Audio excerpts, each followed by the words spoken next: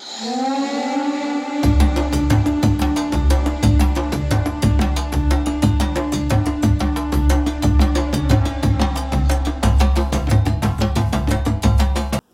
continuing in this series called God's Word on Law and Politics, and this is going to be the last of the 7 in this series, and this one is titled, Is It Ever Right to Resist the Government?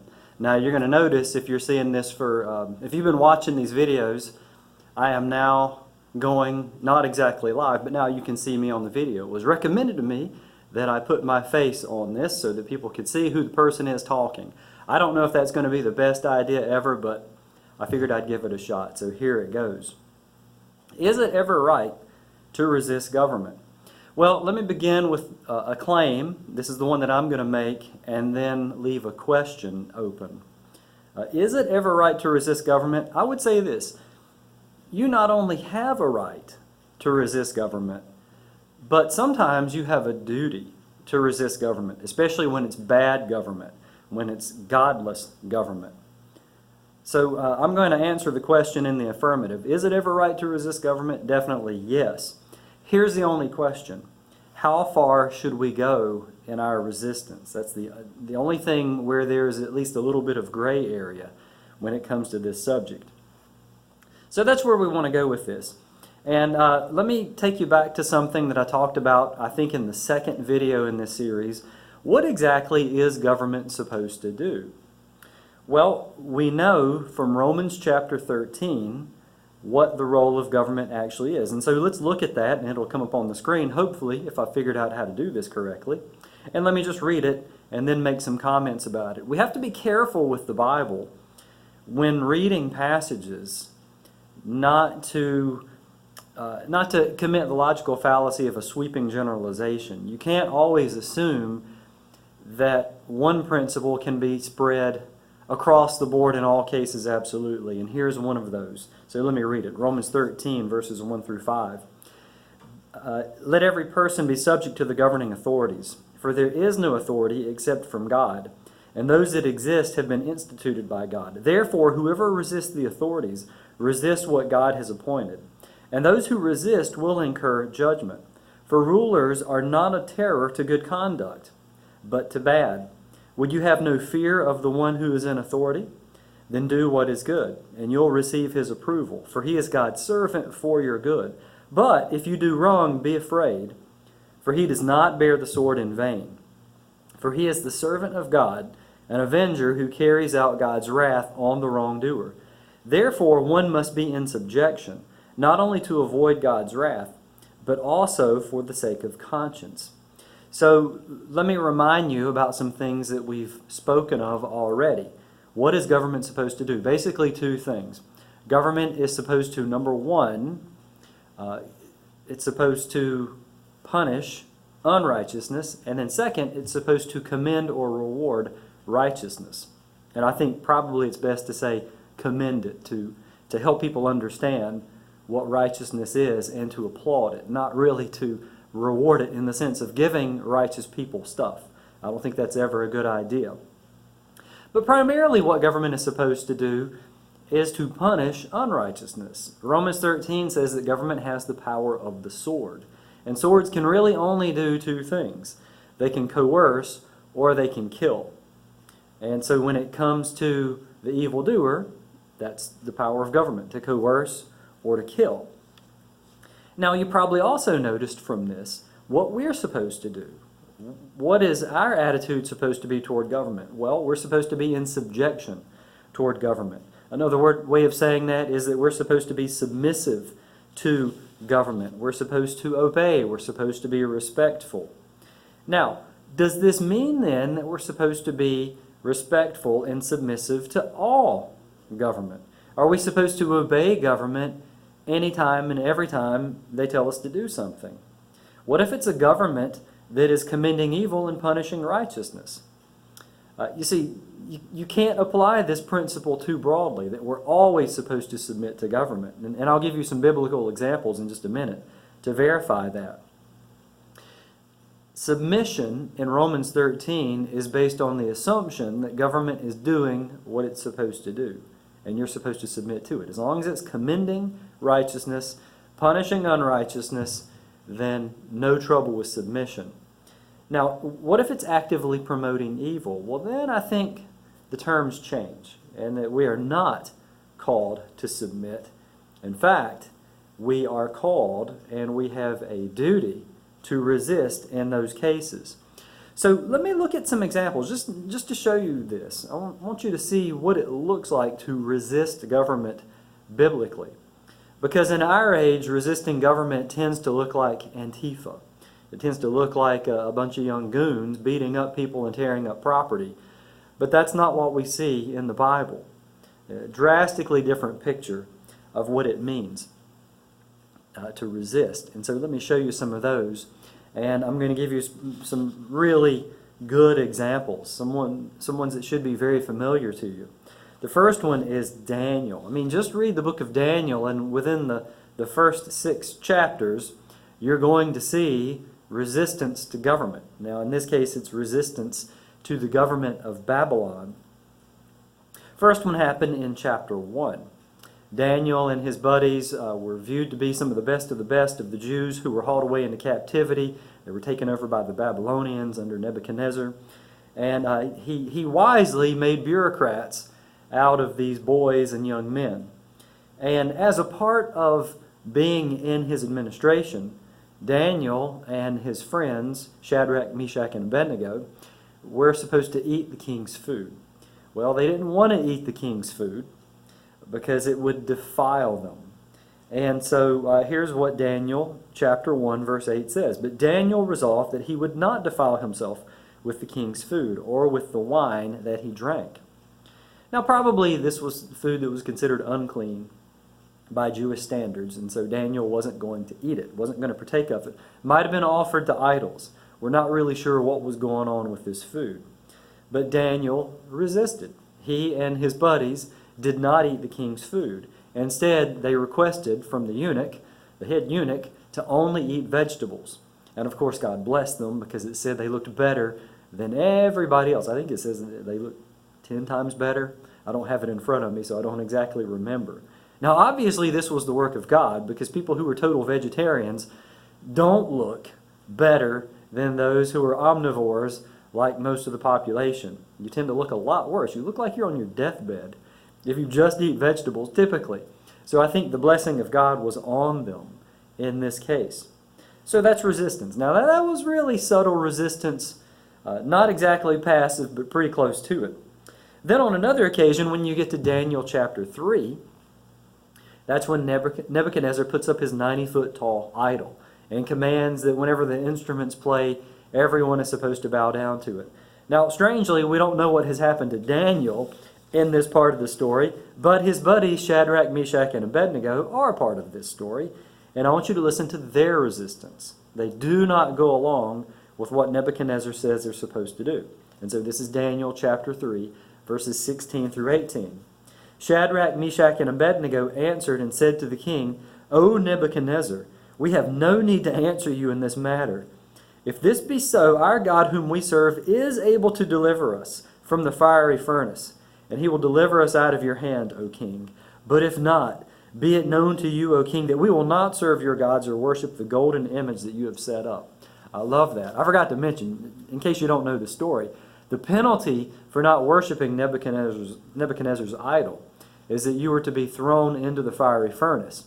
And whenever these 3 boys told the king they weren't going to bow to his idol, he said, well, we'll make the furnace hotter, make it a lot hotter, put a lot more wood on it, stoke it up. Which, by the way, is really stupid, because if you want to burn somebody, you really want it to burn slowly and have low heat and maybe use green wood. So Nebuchadnezzar was kind of dumb in this case. But you know the rest of the story.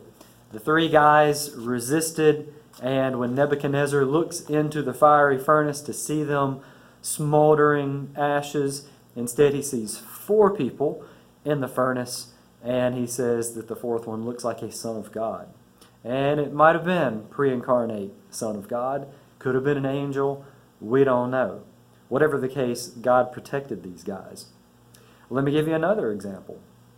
And this is also from the book of Daniel. This is in chapter 6. There's a new king in town.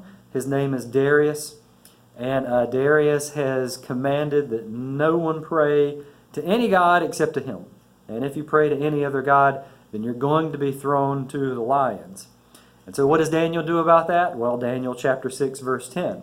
When Daniel knew the document had been signed, that was the document decreeing the death penalty if you didn't worship the king, if you didn't pray to the king, he went to his house where he had windows in his upper chamber open toward Jerusalem. He got down on his knees 3 times a day and prayed and gave thanks before his God as he had done previously. I love that. It's really in your face resistance. Now, it's not violent, but he's letting the king know in no uncertain terms that he's not going to pray to the king. He's going to pray to the living God. And of course, you know that got Daniel thrown into the lion's den. The lions did him no damage whatsoever. And then Darius, who was all worked up about what he had done, came down the next morning, found Daniel alive and well, totally unharmed, got him up out of the lion's den, and threw the men and their families into the lion's den, who got him to write up that stupid law. And it says that the lions actually were on these people and their families before they even reached the bottom of the lion's den. So pretty nasty stuff that happened to these guys. So be very careful, evil people, because God could very well turn the tables on you. So that was with Daniel.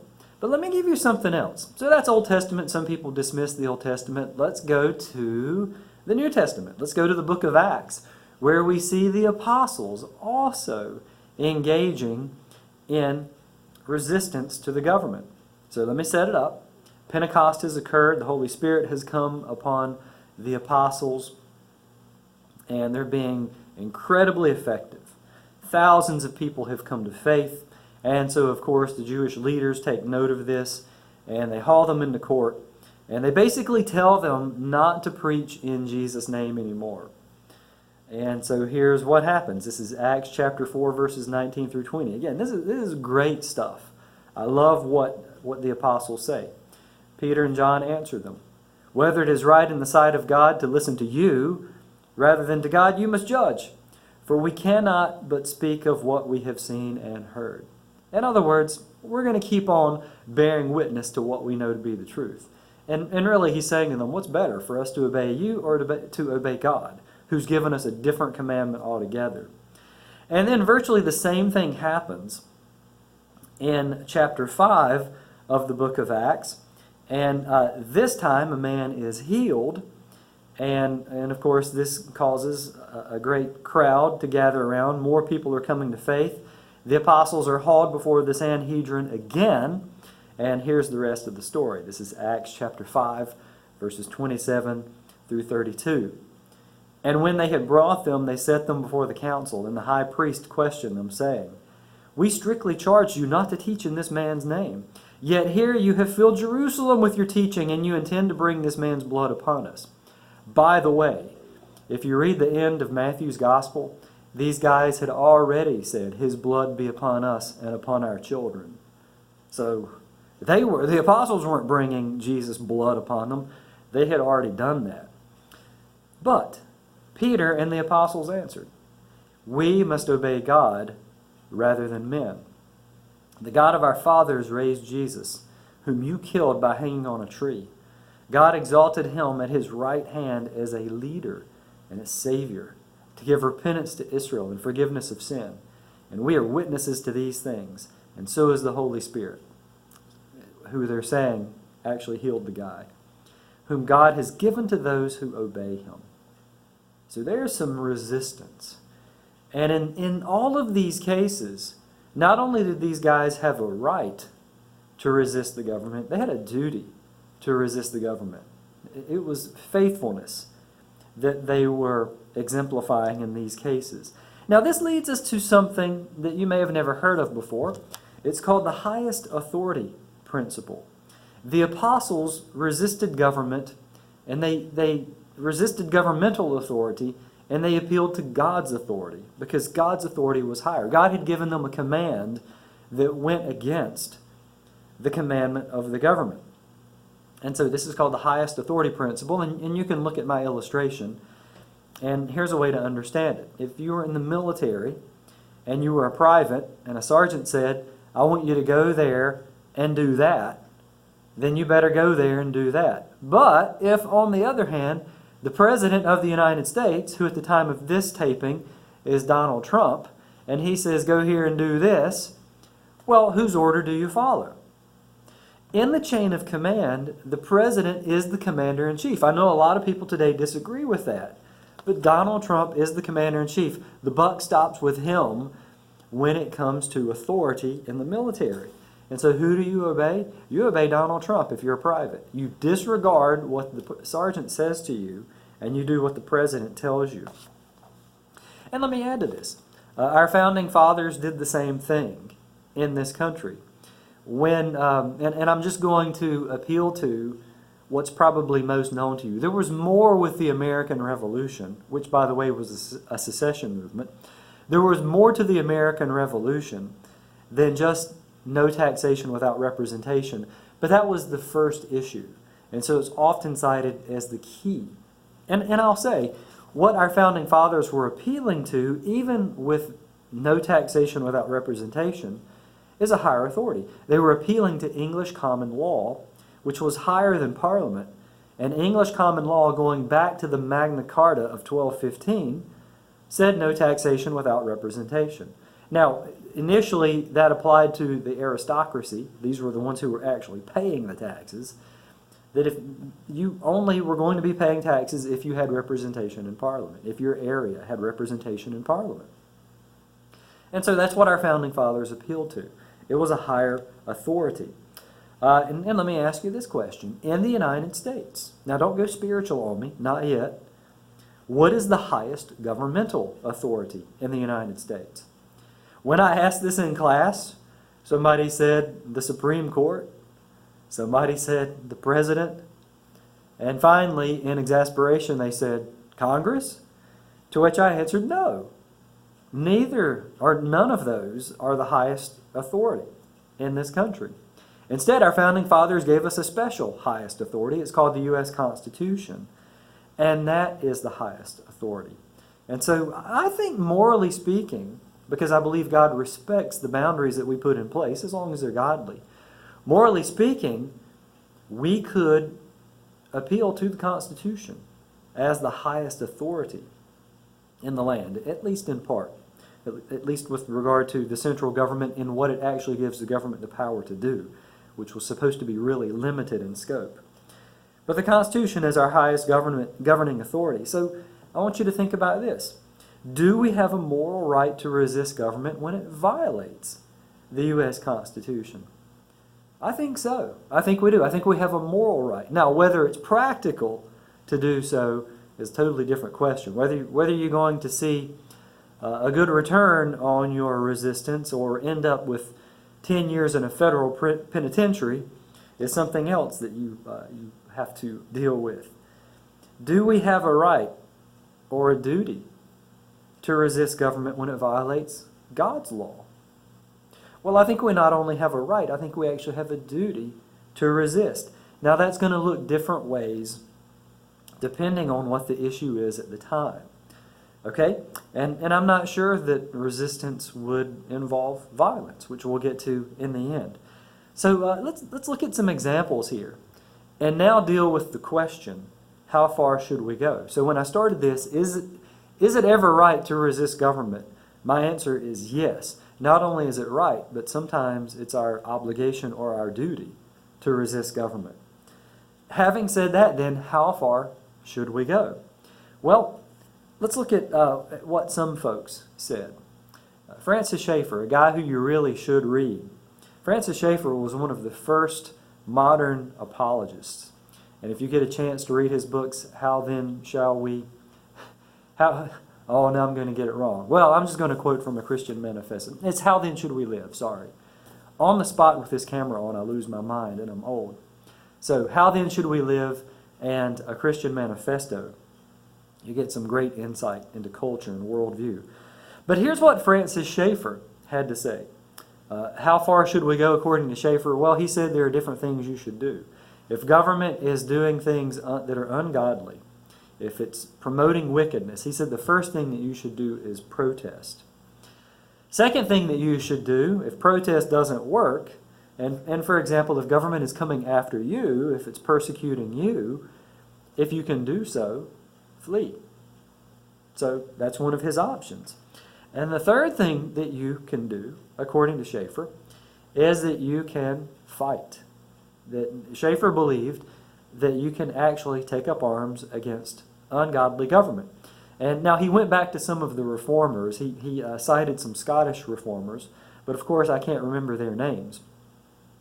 But they said that government has actually become satanic when it goes against Romans chapter 13, and that we therefore have a right to resist it. So Schaeffer, following these reformers, said it'd be okay to fight. However, you don't just pick up your guns and head down to D.C. or to your state capital or to the mayor's office or anything like that. Schaeffer would say that instead you seek a lower magistrate, seek leadership from a lower magistrate. The idea is that God has given certain people the right and the authority to govern, and those are the ones who should lead the effort, not you, a mere private citizen. So that was Francis Schaeffer. Our founding fathers also had an idea about resisting government. I mean, they knew all about resisting government because that's what they were doing.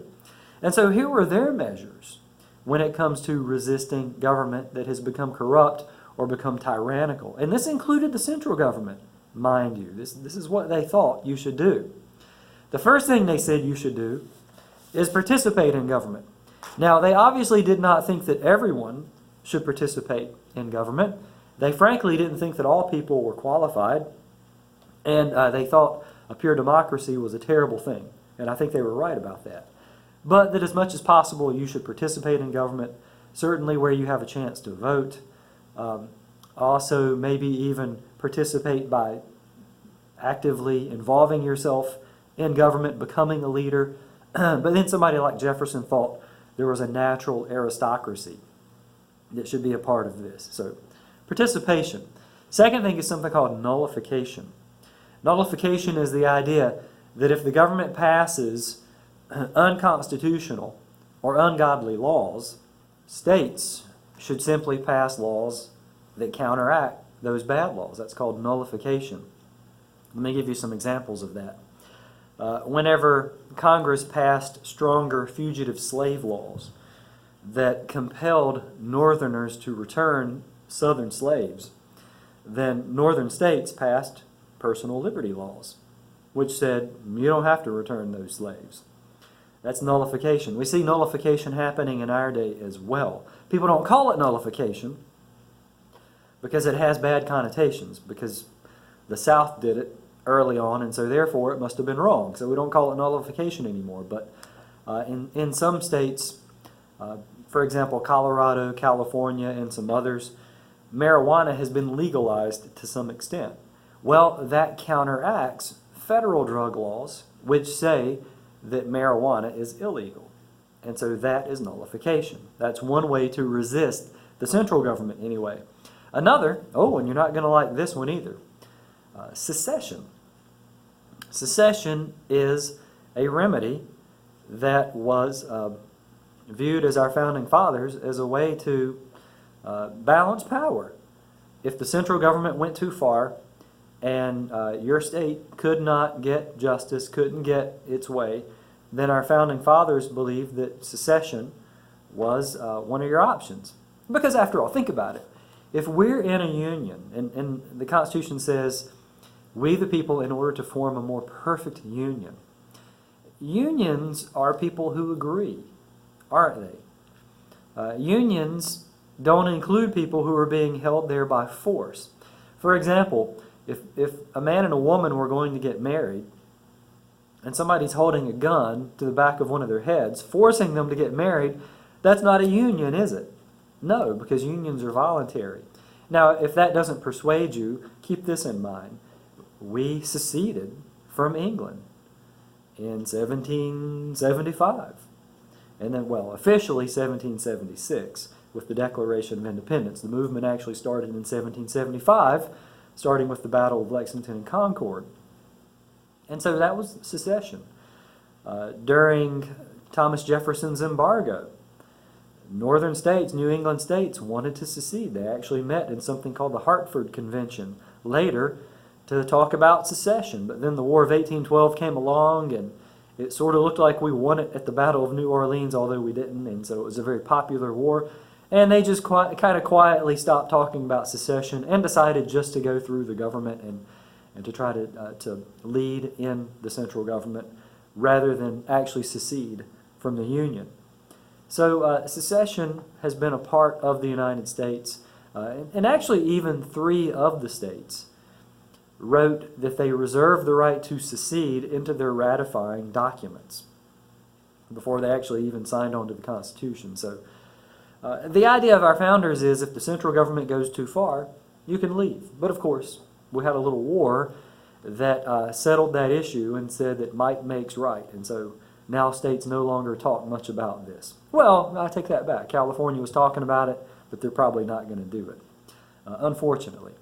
Okay, and then the fourth thing that our founders saw as a remedy or a way to resist oppressive government is the Second Amendment. Second Amendment, which is all about your right to bear arms, is not about your ability to hunt or to shoot targets or even self-protection. It says for the security of a free state. And it talks about militias. The idea is that if the central government goes too far, state militias will be able to easily stop it. In fact, James Madison, in one of the Federalist Papers, I think it was Federalist 46, said it is inconceivable that the central government would ever have a larger military or the support of the people greater than that of the states. Oh, how wrong he was. But, there you go. So this is what our founding fathers thought. And our founding fathers thought that you could resist government even to bloodshed. I mean, just read the Declaration of Independence. Jefferson is pretty radical in what he's saying about government. You should be able to overthrow it, is his point of view. But what about with us? Well, let me say this. You might have a moral justification for violence, but I'm not so sure as a Christian, as a follower of Christ, that you have that option. Now, I'm just going to say that what I share with you here at the end, this is my opinion. There are brothers and sisters who have a totally different view on this, and I respect what they have to say on it, and I could be wrong, but I just want to share with you some other ideas. My point of view is that I don't think violence is an option for Christians, for followers of Christ, when it comes to ungodly government. And again, I could be wrong, and my reasoning might not be correct here, but I'm just going to lay out to you what I think the Scriptures say. It's very indirect. That's why I'm holding on to this one loosely, as 38 Special said. But let me just show you some verses here for you to think about. First one is this. Remember the Apostle Peter.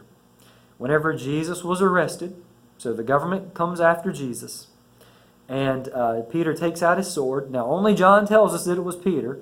The other Gospels tell us. Probably when John was written, Peter was dead, so it was safe to talk about who actually pulled the sword. And so here's what happened. This is Matthew 26, verses 50 through 52. Jesus said to him, "Friend, do what you came to do." Okay, so the soldiers are here to catch Jesus. "Friend, do what you came to do." And they came up and laid hands on Jesus and seized him. And behold, one of those who were with Jesus stretched out his hand and drew his sword and struck the servant of the high priest and cut off his ear. Then Jesus said to him, "Put your sword back into its place, for all who take the sword will perish by the sword." Now we know that was Peter. And again, I don't want to be too forthright with this, because it could simply be that Jesus was saying, don't try to stop this with the sword, because this is a part of God's plan. He might not actually be advocating nonviolence here. But he seems to be quoting a parable. Not a parable. He seems to be quoting some kind of proverb. All who take the sword will perish by the sword. Or probably, as you know it, those who live by the sword will die by the sword.